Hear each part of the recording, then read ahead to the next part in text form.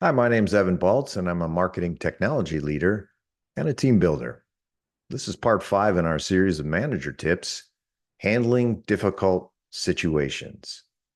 No matter what you do, no matter how much you plan, no matter how well you do at hiring good employees, it's likely that at least sometime during your career, you'll have to handle some difficult situations.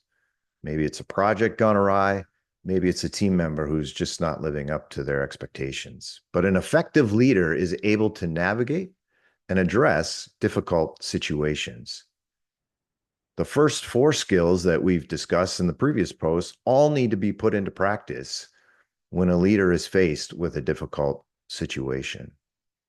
In fact, how you are remembered and or perceived is often dictated by how you handle the difficult situations. Think about world leaders for a second. When you remember them primarily by what they said and what they did in a crisis, not by how they handled the day to day.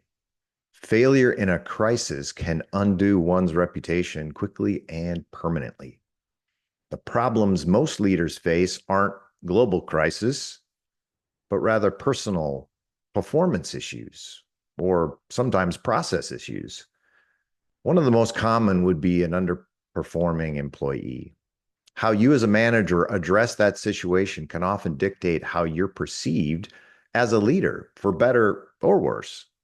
When I was in the seventh grade, one day in history class, a friend of mine and I were talking during the lecture. And at the end of the class, our teacher, I think his name was Mr. Bloom, said, "Hey, John, Evan, hang back for a second."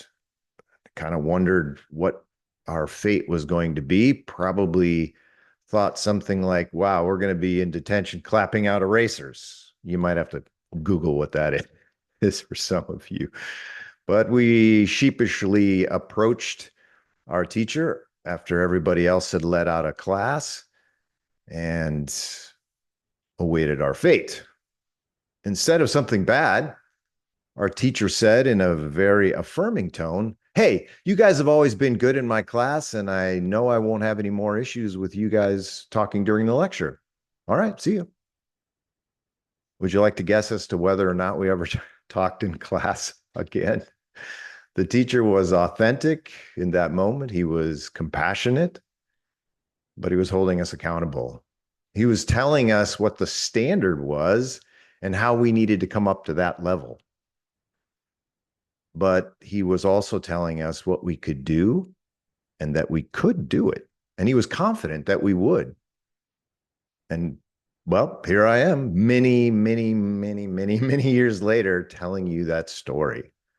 That is handling an issue in a perfect way. He didn't embarrass us in front of the class. He could have, but he didn't. He didn't raise his voice or take unnecessary authoritative tone. He didn't lecture us, and he didn't punish us. Yet he accomplished his goal perfectly. And in so doing, set for me a model of leadership in dealing with people. Keeping the end goal in mind is crucial. Is this an opportunity for you to exercise your authority and show them who's boss?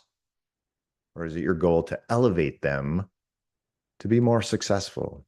And your end goal will often dictate your process and your method. Being firm and compassionate aren't mutually exclusive. My best is my best advice is to be authentic. Be yourself, be normal. Speak to someone the way you would like to be spoken to.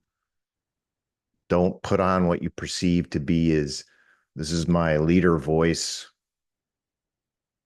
I'm going to talk with an authoritative tone so my employees listen to me. You're not Colonel Jessup. Some of you might get that reference. You're not. Don't change your persona into something different when problems arise. Be the same all the time. Whether you're saying good things or bad things, be the same person.